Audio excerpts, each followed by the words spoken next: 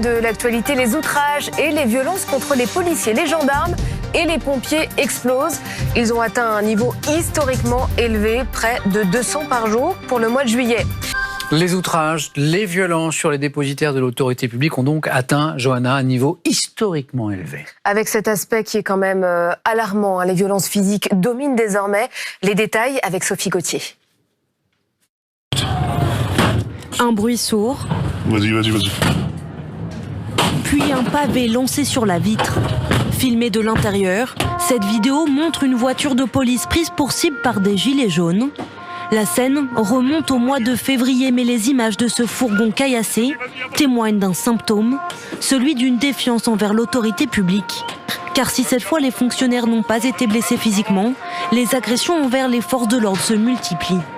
Depuis janvier, 23 000 infractions ont été déclarées.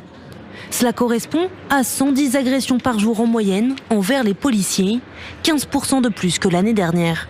Un phénomène accentué par la crise des gilets jaunes. En quelques années, les outrages se sont transformés en agressions physiques. Et cette hausse des violences ne touche pas que les policiers, mais aussi les services de secours comme les pompiers ou les ambulanciers.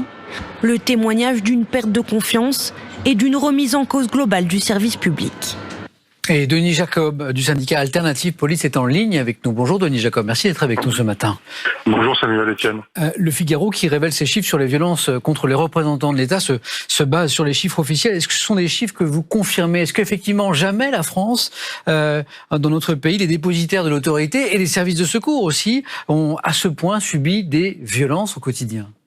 Malheureusement, ce n'est que la réalité que de ce qu'on constate continuellement depuis maintenant des mois et ces dernières années notamment, tout simplement malheureusement parce que il y a une suspicion systématique, une mise en cause systématique de la moindre intervention de la police notamment.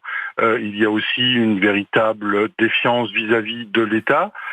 Et quand on veut s'en prendre à l'État et qu'on ne cautionne plus ce qui peut être engagé comme discours politique ou comme réforme, eh bien on s'en prend aux premiers représentants de l'État que sont les hommes et les femmes qui portent un uniforme, les policiers, les gendarmes, mais aussi les pompiers.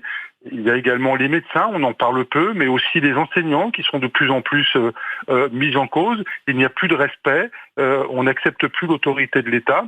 Parce qu'on se croit autorisé en toute impunité à s'en prendre à eux, parce que derrière, il n'y a pas de réponse ferme quand il s'agit de sanctionner ceux qui s'en prennent à l'autorité de l'État.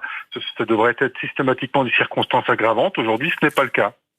Vous venez d'évoquer la suspicion systématique dont seraient notamment sujet les forces de l'ordre. Vous avez évoqué les causes également, ce qui pourrait expliquer ces violences qui sont inexcusables au quotidien contre les dépositaires de l'autorité publique. Quelles sont les racines du mal? À qui la faute? Je pense, je le dis d'ailleurs depuis maintenant plusieurs années, mais on a laissé un pan de notre société de côté. Il ne faut pas le nier. Ça peut remonter à maintenant plus d'une décennie. Je pense notamment aux différentes violences urbaines qu'on a pu connaître en 2005 et en 2007, où on a laissé tomber tout un pan de la société, où il y a eu un désengagement de l'État, notamment en matière de services publics, en matière de social, dans certains quartiers difficiles, où on avait des animateurs, des éducateurs qui pouvaient prendre en charge des jeunes en déshérence. Aujourd'hui, ce n'est plus le cas.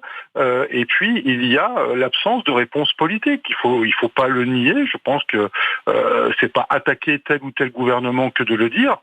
Mais il y a pour une certaine catégorie de population, l'absence de réponse politique à leurs problèmes au quotidien et les événements qu'on a connus ces 10 derniers mois avec les manifestations des Gilets jaunes en sont l'expression. Il y a de plus en plus, on le sait, de suicides de policiers. Est-ce que vous pensez que les violences dont ils sont victimes de plus en plus, c'est l'une des principales explications à ce phénomène dramatique? Alors le suicide, c'est très très compliqué. Il y a beaucoup de causes différentes qui s'ajoutent à la souffrance des policiers, mais il est clair qu'aujourd'hui, et d'ailleurs Christophe Castaner l'a dit très récemment, l'activité professionnelle est le facteur ultime qui fait que malheureusement beaucoup de mes collègues passent à l'acte. Alors il y a bien évidemment les violences qu'ils subissent au quotidien, mais il y a aussi en interne la problématique des conditions de travail. On a un problème de reconnaissance d'une catégorie de population, mais on a aussi ce problème de reconnaissance de de nos autorités.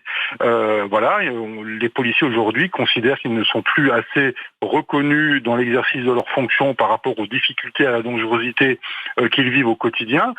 J'ai rencontré à ce titre le conseiller de Christophe Castaner le 25 juillet. Je rencontrerai très prochainement le représentant du Premier ministre pour lui exposer toutes les revendications qu'on a à ce propos. Il y a des solutions, si on peut parler de solutions à ce drame des suicides, mais en tous les cas, il y a des pistes de travail qu'il ne faut pas négliger, qu'on a déjà données au gouvernement et sur lesquelles il faut travailler pour qu'un fonctionnaire de police, quand il vient travailler tous les matins, eh bien, il puisse travailler dans de bonnes conditions et qu'il soit serein quand il va travailler sur le terrain avec les moyens nécessaires pour faire face à la violence auquel il est confronté quotidiennement. Un grand merci. Merci beaucoup Denis Jacob d'avoir été en direct avec nous dans la matinale de France Info.